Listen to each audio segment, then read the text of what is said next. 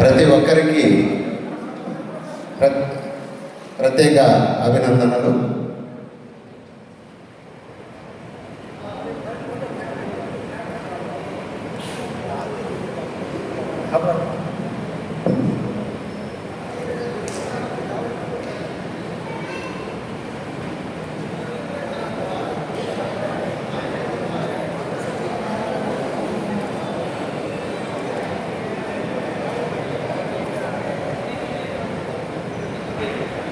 ఏ విధంగా ఉపయోగపడుతుంది అనేది ముందుగా మనం తెలుసుకోవాలి.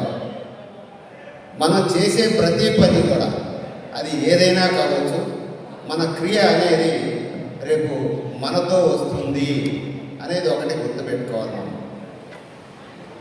మన రఫీ గారు చూసినట్లయితే, మహమ్మద్ రఫీ గారు ఎంతో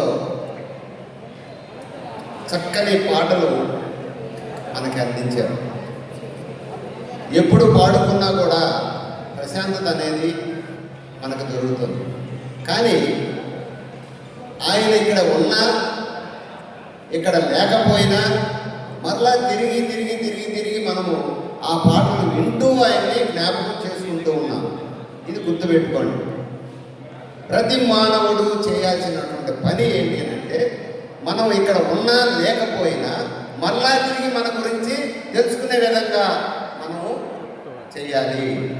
అది ఏ పనైనా చేయాలి, ఏదైనా కావచ్చు, పాటల రూపంలో కావచ్చు, పని రూపంలో కావచ్చు, సేవాపరంగా కావచ్చు, ఏ రూపంలోనైనా ఏ పని చేసినా కూడా ఆ విధంగా ప్రతి మానవుడు అదే విధంగా ఉండాలని నేను మనసారా కోరుకుంటున్నాను, ప్రతి ఒక్కరిని కూడా.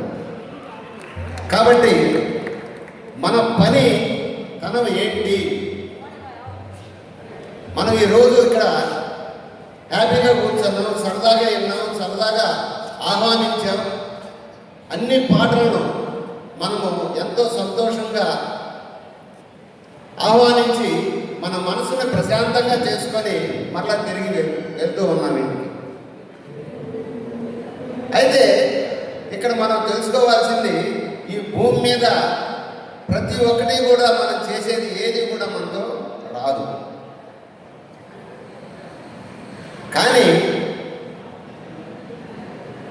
మన రఫీ గారు మహమ్మద్ రఫీ గారు పాడినటువంటి పాటలు మాత్రం మనం ఈరోజు వింటూనే ఉన్నాం.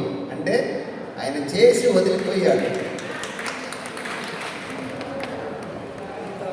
జీవితాంతం మనం వింటాం, మన పిల్లలు వింటారు, మన మనవాళ్ళు వింటారు, అందరూ వింటూనే ఉంటారు.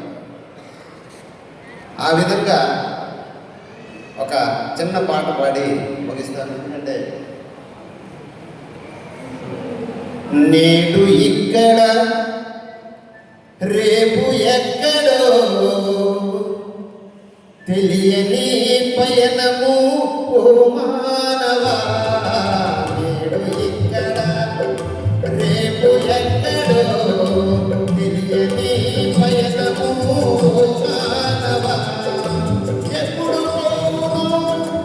ఎవరికి తెలియదు, ఎక్కడ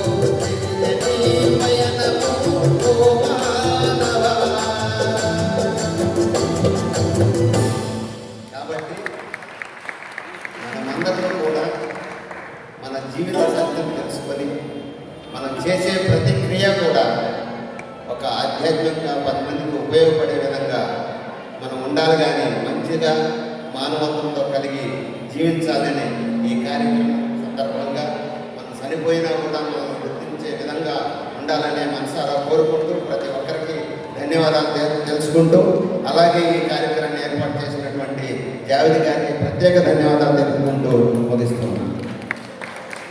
एक अच्छा संदेश दिया है साहब ने। मैं बहुत अच्छे कलाकार है, सिनेमा एक्टर भी, बहुत सारी फिल्म भी करके हैं। मोहम्मद रफ़ी की आशिक है, सुन के मैं उनको बुलाने के लिए गया तो ज़रूरी उनका दूसरा वक्त भी उधर पास में रख के